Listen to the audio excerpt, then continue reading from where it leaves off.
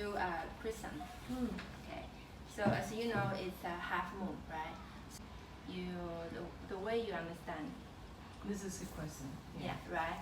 So, but in the flower design, okay, you can do something like that.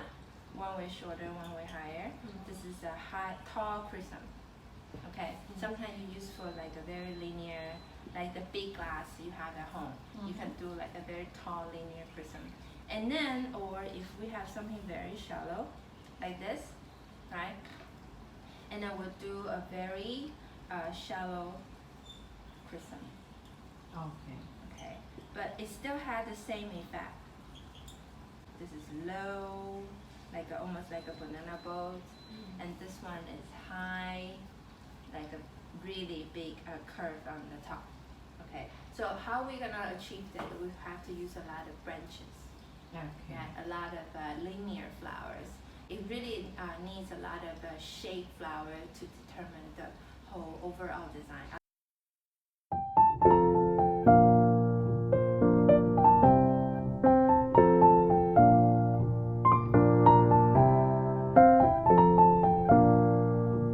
We're doing a crescent, so the two ends have to be a little bit like tilted.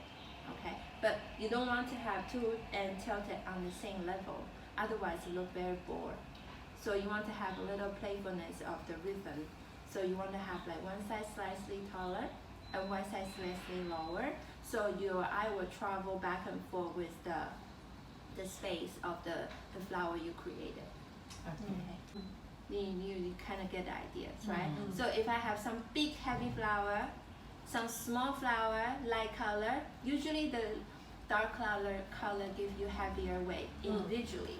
Not necessarily like mechanically, but like visually dark color feel heavier and light color feel lighter. So I will probably place the dark color closer to the container to give some weight. Color flower far away from the container to make it more playful.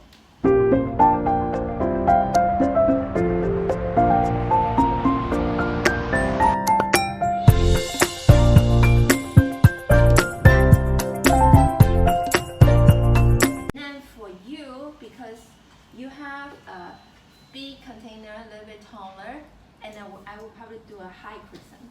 Okay, but for us, we have a lower, relatively lower, and the container will do probably will choose to do a low crescent. For you, we will probably secure oasis on top. Okay, because the gopher is small, we will work with the water and the tape. Okay, good.